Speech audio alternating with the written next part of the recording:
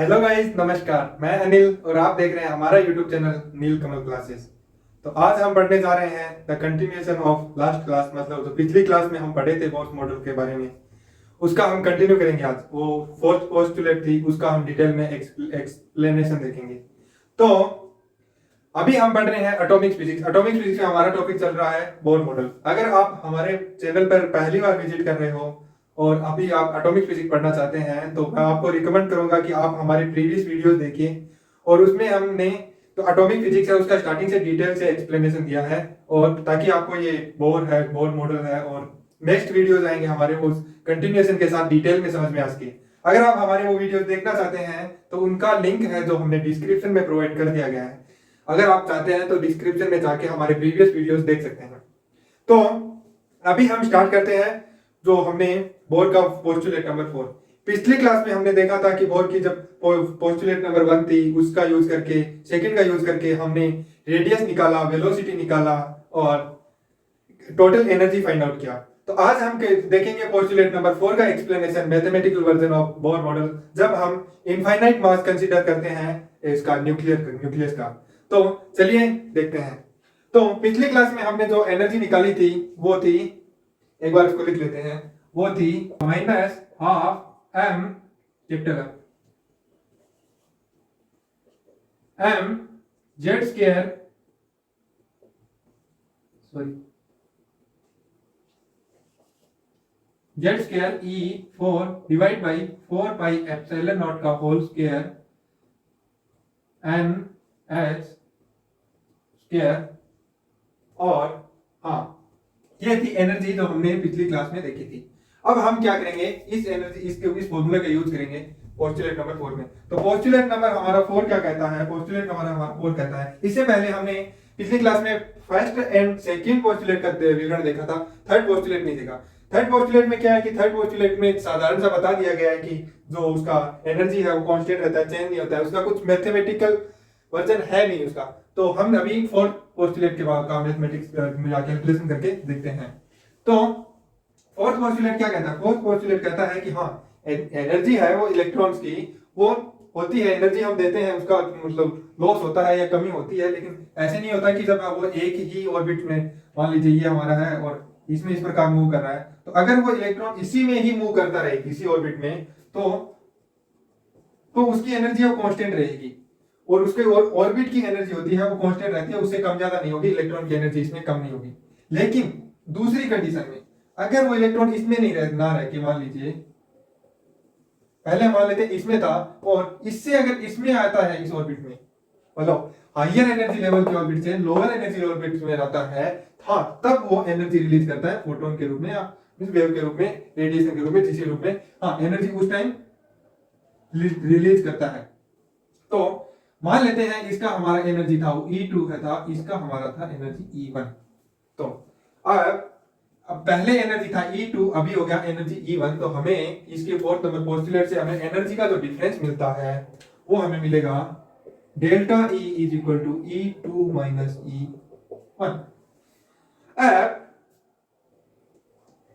Delta E है वो change है, वो क्या करता है, जो रेडिएशन के रूप में देता है, मान लेते हैं उसका फ्रीक्वेंसी है वो म्यू है, तो हम मानते हैं energy is equal to frequency के रूप में अगर इसको चेंज करें तो हमें मिलेगा इसका value F mu is equal to E2 minus E1। अब हमें क्या है, फ्रीक्वेंसी को एक तरफ ले लेते हैं और इसको भेज देते हैं दूसरी तरफ, तो ये हो गया 1 by H E2 minus E1। ये हमारा आ गया इक्वेशन। अब हम क्या करेंगे, हमें पता है उसकी ये क्या ई क्या शो कर रहा है, ई दिस शो कर रहा है total energy of the electron while the revolving the in the orbit. तो E2, तो एनर्जी का फॉर्मूला हमें पता है, तो हम क्या कर लेते हैं, हम इसका वैल्यू इसमें पुट कर देते हैं और हमें मिलेगा 1 बाई एच आ गया। E2 का वैल्यू के लिए हम क्या करते हैं, इसका वैल्यू मान ले लेते हैं, तो ये आ गया 1 by 2 M Z square E4 divide by 4 pi epsilon naught, और इसके लिए ट्रांजिशन नंबर 1 ये कुछ इस प्रकार होता है। तो ये मान लीजिए n नंबर से लेवल में था और ये था ट्रांजिशन 2 में, सॉरी ये n1 में था, n1 है, ये है N2 और ये एनर्जी हायर एनर्जी लेवल हो गया लोअर। तो इससे अगर एनर्जी इसमें आता है तो ये है N2, ये है N1। तो हम कैलकुलेट करें E2 के लिए, N का क्या, N की जगह हम रिप्लेस कर दिया N2 से, और ये हमारा बच गया h बार स्क्वायर माइनस, और ये एक आ गया माइनस इससे फॉर्मूले से, उसके इक्वेशन से, और ये आ गया mz square E4 divide by 4 pi epsilon naught whole square N2 h bar square. यहाँ पे N2, यहाँ पे N2 किस गई इधर आ जाएगा N1। अब ये है हमारा h 1/h, ये उधर चला जाएगा, ये माइनस माइनस प्लस हो जाएगा, तो हमारा इधर कॉमन ले लेते हैं इस तरह। तो v इक्वल टू हो गया 1/h इंटू, इसमें कॉमन आ रहा है m z स्क्वायर E4 और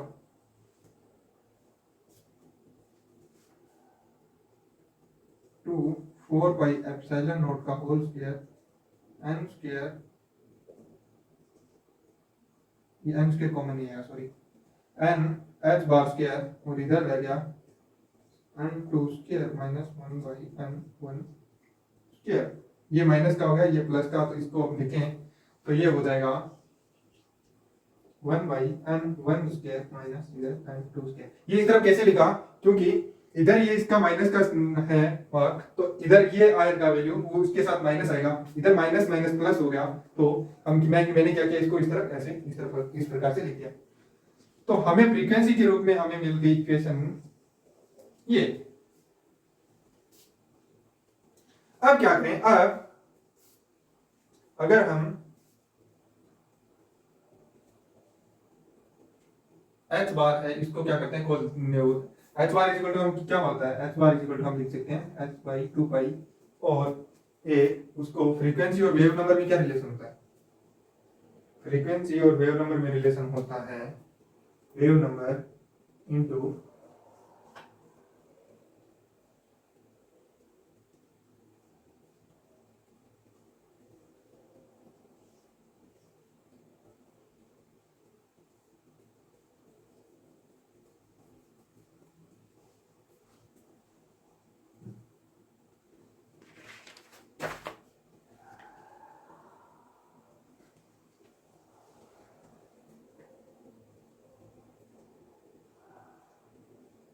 सी।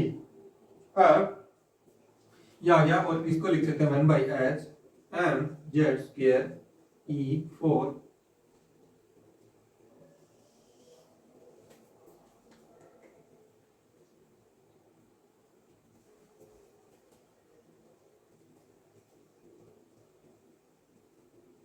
C इज इक्वल टू आ गया 1/h mz square E4 divide by हमें मिल गया 4 pi epsilon naught whole square, इसको हम लिख सकते हैं h स्क्वायर बाई h/2 तो ये आ गया 4 पाई स्क्वायर,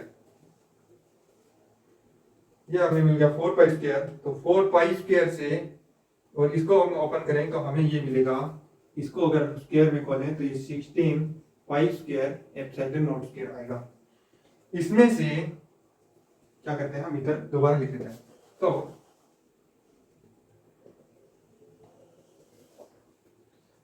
हम क्या करते हैं, इसको रखते हैं एक तरफ, इसको लेके चले गए, एच सी आ गया dot M Z square E4 divide by 2, इसको खोले तो हमें मिलेगा, क्या मिलेगा, 4 का स्क्वायर 16 पाई का स्क्वायर एप्सिलॉन नॉट का एप्सिलॉन नॉट स्क्वायर, और इधर हमें मिल गया h स्क्वायर, और ऊपर आ गया हमारा 4 पाई स्क्वायर। अब पाई स्क्वायर से पाई स्क्वायर कैंसिल आउट हो गया, 4 को 16 से दिया तो यहाँ बचा 4, और इसको हम लिख सकते हैं, और इधर हमारा रह गया पीछे n1 square minus n2 square, n1 square minus n2 square. ये h स्क्वायर और h मिलके हो गया 1/h3 या h क्यूब डॉट c, और ये हमारा हो गया m जेड स्क्वायर E4, और यहाँ हमारा आ गया 8 एप्सिलॉन नॉट स्क्वायर। अब n1 square minus n2 square, ये हमें आ गया वेव नंबर के रूप में इक्वेशन। अब हम देखें तो इसमें एक दिख रहा है कि अगर हम जेड स्क्वायर को छोड़ दें तो ये पूरा वैल्यू हमें कांस्टेंट मिल रहा है, ये इतना, तो हम इसको कांस्टेंट मान लेते हैं और ये कांस्टेंट होता है रेडबर्ग कांस्टेंट। तो रेडबर्ग कांस्टेंट हो गया Z square 1/n1 square minus 1/n2 square. ये हमें इक्वेशन मिल गया वेव नंबर के रूप में ट्रांजिशन स्टेट के लिए। तो इनके आधार पर हम क्या कर सकते हैं, तो इलेक्ट्रॉन की ट्रांजिशन है उसकी एनर्जी और उसका जो एनर्जी ट्रांजिशन वेव नंबर पता कर सकते हैं, और जितना जो स्पेक्ट्रा होता है उस पर जो वेव नंबर आता है वो इसी फॉर्मूले के आधार पर देख सकते हैं। तो वेव नंबर, इसके जो पोस्टुलेट नंबर हमने 4 यूज करके हमने वेव नंबर पता कर लिया, और जो ट्रांजिशन स्टेट है जो स्पेक्ट्रा होता है मिलता है हमें इस पे, तो उसका जो वेव नंबर हमें मिलता है वो हमें पता कर सकते हैं। अब हम क्या करते हैं, अब हम सेम चीज यूज करेंगे प्रीवियस का, सही नहीं ना। अब हम क्या करेंगे, अब हम करेंगे पता टी टाइम पीरियड इलेक्ट्रॉन का, इलेक्ट्रॉन इस प्रकार घूमने में ये मतलब कितना टाइम लगाता है। तो हमें टाइम पीरियड के रिलेशन में एक चीज पता है, वो क्या पता है, टाइम पीरियड क्या होता है, दूरी बटे चाल, या इंग्लिश में बोले तो डिस्टेंस बाई स्पीड और वेलोसिटी। तो time period is equal to आ जाएगा हमें, ये आता है अगर कोई पार्टिकल है या कोई कुछ भी जो सर्किल पाथ में मूव करता है, तो उसका एक चक्कर लगाने के लिए कितनी डिस्टेंस वो मूव करता है, दूरी तय करता है। एक बार इधर से घूम के इसे आता है तो वो क्या करता है, वो 2πr जितनी डिस्टेंस है वो कवर कर लेता है। तो यहाँ पे डिस्टेंस हो गया 2πr और स्पीड है वो वेलोसिटी है वो है v। तो अगर हमें इससे t का वैल्यू पता करना है तो वो हम इस प्रकार से कर सकते हैं, क्योंकि r का वैल्यू हमें पता है, हमने पिछले लेक्चर में देखा था कि r के वैल्यू इससे हमारे postulate number 1 first and second से मिल गई थी। उसी प्रकार हमें v का वैल्यू पता मिल गया था। अगर हम इसमें उसका वैल्यू पुट कर दें तो हमें क्या मिल जाएगा, टाइम पीरियड का वैल्यू। तो इस प्रकार हम टाइम पीरियड का पता कर सकते हैं। इसी प्रकार हम angular velocity omega is equal to 2πn, यहाँ पे n है जो है फ्रीक्वेंसी, और 2π/t। अगर हमें एंगुलर वेलोसिटी पता करना है तो हमें ये फॉर्मूला जानते हैं। अब यहाँ पे हमें t का वैल्यू इससे पता कर लिया, t का वैल्यू अगर हम यहाँ रख दें तो हमें क्या मिल जाएगा, हमें मिल जाएगा एंगुलर वेलोसिटी का फॉर्मूला, या एंगुलर वेलोसिटी मिल जाएगी। तो इस प्रकार हम इन चारों जो बोर ने जो 4 पोस्टुलेट दी थी उससे आसानी से उसका वेलोसिटी पता कर सकते हैं, रेडियस पता कर सकते हैं, एंगुलर वेलोसिटी पता कर सकते हैं, टाइम पीरियड पता कर सकते हैं, फ्रीक्वेंसी पता कर सकते हैं, वेव नंबर पता कर सकते हैं, और इस प्रकार से स्पेक्ट्रा पता कर सकते हैं, एनर्जी पता कर सकते हैं। तो जो एटॉम जो बोर है उसका मॉडल यहाँ पे बहुत बहुत इंपॉर्टेंट हो जाता है, और बोर जो यहाँ पे एक्सप्लेनेशन देते हैं। इस प्रकार से बोर्ड के जो मॉडल से हम यह सब चीजें पता कर सकते हैं। लेकिन होता क्या है कि यहाँ पर जब स्पेक्ट्रम मिलता है तो उसमें ऑब्जर्व करते हैं, जो हम एक्सपेरिमेंटली बोर ने किया, उसमें जो हमें वेव नंबर मिला, इससे ये मतलब जो वेव नंबर मिला उसका वैल्यू, और यहां से इससे हमें जो वेव नंबर मिली उसकी वैल्यू में थोड़ा डिफरेंस आता है। मतलब एक्यूरेट करेक्ट आंसर जो थ्योरेटिकल वैल्यू होता है और एक्सपेरिमेंटली जो बोर को मिलता है उसमें सेम नहीं रहता है, उसमें थोड़ा डिफरेंस आता है।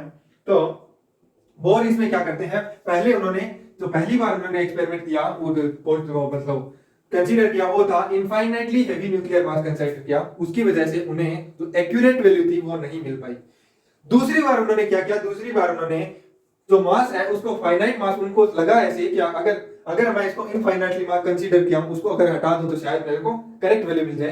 तो उन्होंने क्या किया, दूसरी बार जो इनफाइनाइट हेवी न्यूक्लियर मास लिया था उसकी जगह फाइनाइट न्यूक्लियर मास कंसीडर करके लोग ये सब ड्राइव करने का दोबारा ड्राइव करने का प्रयास किया, और उसमें वो सफल हो जाते हैं, और उसमें हमें जो हाइड्रोजन के स्पेक्ट्रा के लिए जो वैल्यू मिलती है वो एक्यूरेट मिलती है। तो आज का वीडियो है वो हम यहीं खत्म करेंगे, क्योंकि अगर वो इनफाइनाइट न्यूक्लियर मास कंसीडर करके अगर हम सॉल्व करेंगे तो वीडियो बहुत लेंथी हो जाएगा।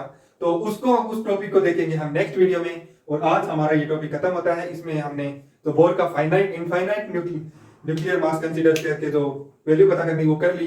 तो इधर यहाँ हमारा ये टॉपिक खत्म हो गया और मिलते हैं नेक्स्ट वीडियो में। तो अगर आपने हमारा अभी तक चैनल सब्सक्राइब नहीं किया है तो मैं रिक्वेस्ट करूंगा हमारा चैनल सब्सक्राइब करें। अगर आप अभी हमारा वीडियो देख रहे हैं और हमारे नेक्स्ट वीडियो पे मूव करना चाहते हैं तो आपको नेक्स्ट वीडियो का भी लिंक है जो डिस्क्रिप्शन में मैं डाल दूंगा, मिल जाएगा। तो आपको दोबारा जाके सर्च करने का जरूरत नहीं है, आप वहीं से सीधे जाके हमारा वीडियो देख सकते हैं। तो मिलेंगे नेक्स्ट वीडियो में इसी उम्मीद और जोश के साथ। तब तक के लिए धन्यवाद, नमस्कार।